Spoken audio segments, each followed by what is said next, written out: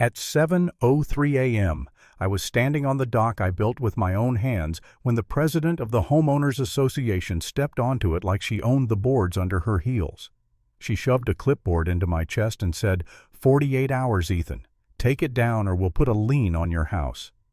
3 days later, my dock was splintered into floating rubble, and I realized this wasn't a neighborhood dispute anymore.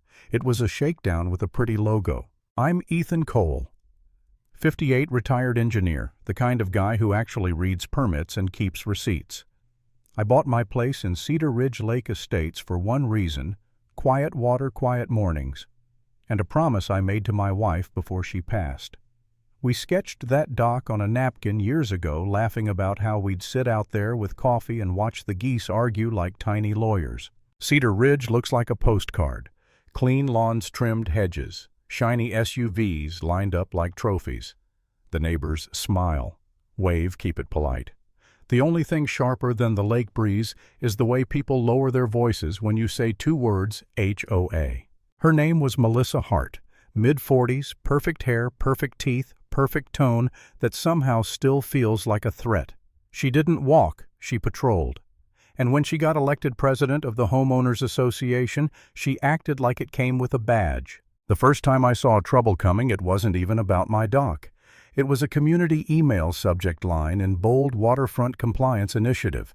She wrote about protecting property values and keeping standards consistent. But the part that stuck in my throat was one sentence buried in the middle. Approved contractors will be recommended. Recommended, right. Her husband Derek owned a construction company. Funny coincidence.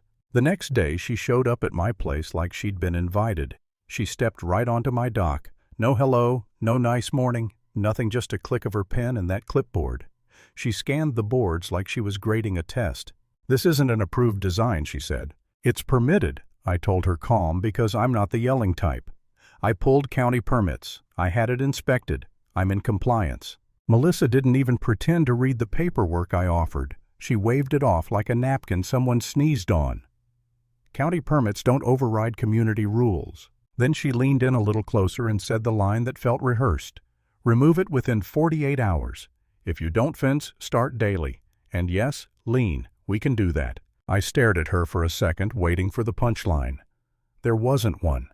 Just her smile, like she enjoyed watching people calculate how trapped they were. I tried to handle it the normal way. Emails. Calls. A written request for the exact rule she was citing. I asked for the Architectural Review Committee report, because if you're going to claim I violated something, you should be able to point to it without blinking. Melissa's responses were short and smug. "We have authority. Non-compliance has consequences. You're not special, Ethan." And then the fines started showing up, like spam mail, printed notices taped to my front door, copies sent to my neighbors, the same warning stamped on top, "Final notice." Every day the dollar amount climbed like she was watching a scoreboard. I kept telling myself, don't let it get under your skin. It's a dock. It's paper. It's noise. But it wasn't just a dock to me, and Melissa knew it. You don't threaten a lien first. You do that when you want someone scared fast. I went to the next HOA meeting, sat in the back, listened, while Melissa talked about community harmony in that sweet voice. Then she looked right at me and said, "Some residents believe rules don't apply to them." Some residents. That's what cowards call you when they want a crowd to turn their heads. I stood up and said I'd like the specific section of the bylaws you're enforcing. In writing, with the vote record. Melissa blinked just once, then smiled again. "We'll provide what's necessary." Translation, we'll provide whatever we feel like. A week later I was exhausted. Not dramatic exhausted, real exhausted. The kind where you don't sleep right because your brain keeps running numbers. Fines. Legal fees. What if they actually file something and muddy the title on my house? What if I have to sell someday, and it's a mess because Melissa wanted to play queen? I remember standing in my kitchen staring at the lake through the window thinking, maybe I should just rip the whole thing out. Maybe peace is worth more than principle.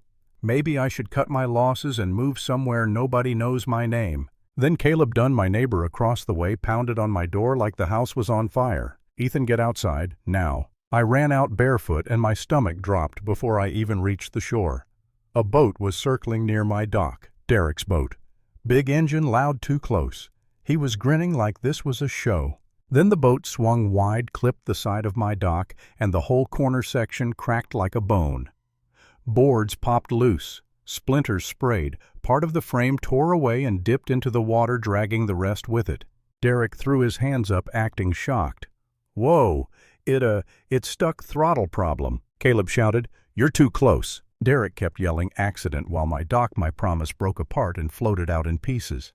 Melissa wasn't there, but somehow I could hear her voice anyway. Consequences. I didn't scream. I didn't lunge at him. I just stood there, jaw locked, watching wood drift on the surface like it didn't matter. But it mattered. It mattered a lot. That was the moment I stopped trying to win with politeness. I did what engineers do. I documented everything. I installed cameras, 2 angles, time-stamped, cloud-backed.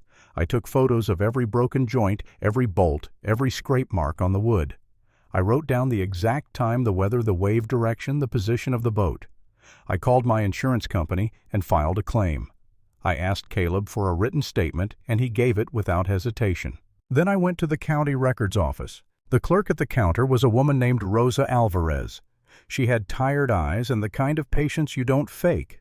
I told her what was happening, and I asked her to pull the original deed history, everything tied to my parcel and the shoreline. Rosa disappeared for a while, came back with a stack of papers, and tapped one page like she'd found a loaded gun.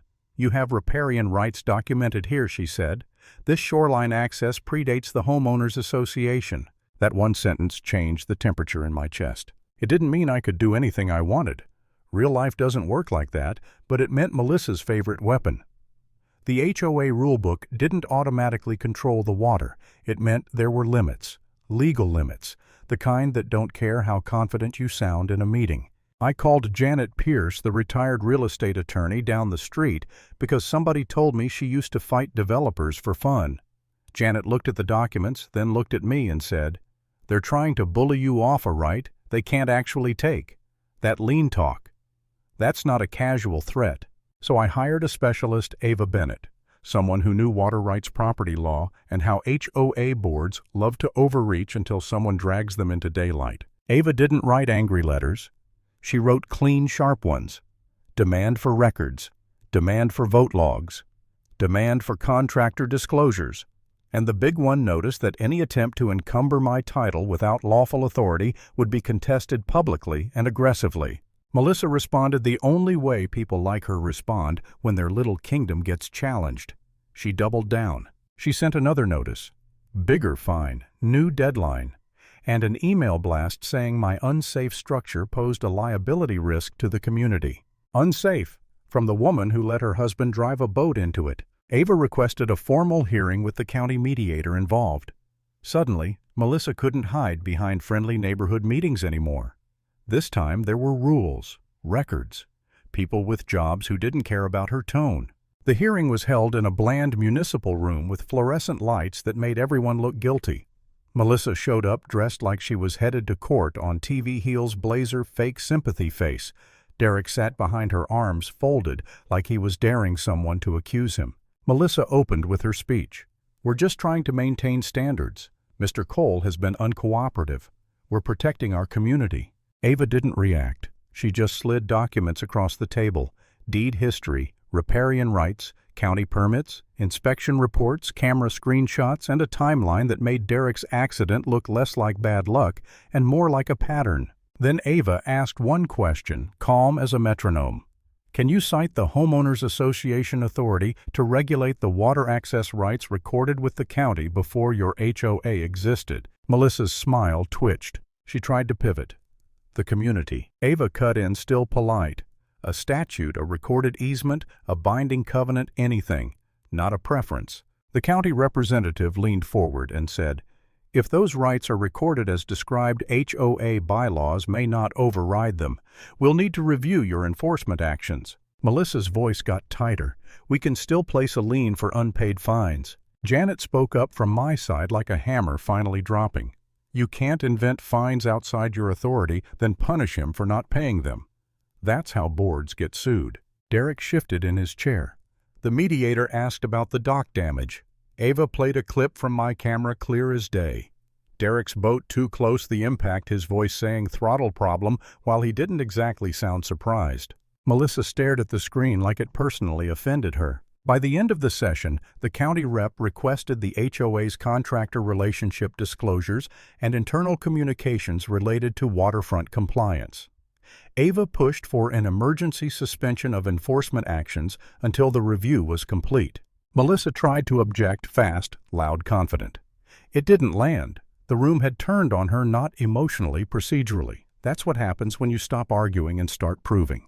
2 weeks later, the Homeowners Association board held a public vote. Melissa arrived like she expected applause. She got silence. The board announced the findings: overreach, improper enforcement, conflicts of interest that weren't disclosed, and a recommendation to remove her as president, pending a full investigation. Derek's company was suspended from any recommended list immediately. Melissa stood up so fast her chair scraped. "This is ridiculous," she snapped. "He manipulated you." And then the board chair said, "Melissa, sit down. This isn't about Ethan anymore. It's about you." Her face went pale, then hot red. She looked around like she couldn't understand why her usual tricks weren't working. Clipboard, voice, pressure. None of it mattered when the paperwork was on the table and the cameras were rolling. She walked out with her heels clicking harder than before, like the sound could still control something. It didn't. I didn't cheer. I didn't smile. I just watched the door close behind her, and I felt my shoulders drop for the first time in weeks because the threat was finally gone. Paper beats power trips every time.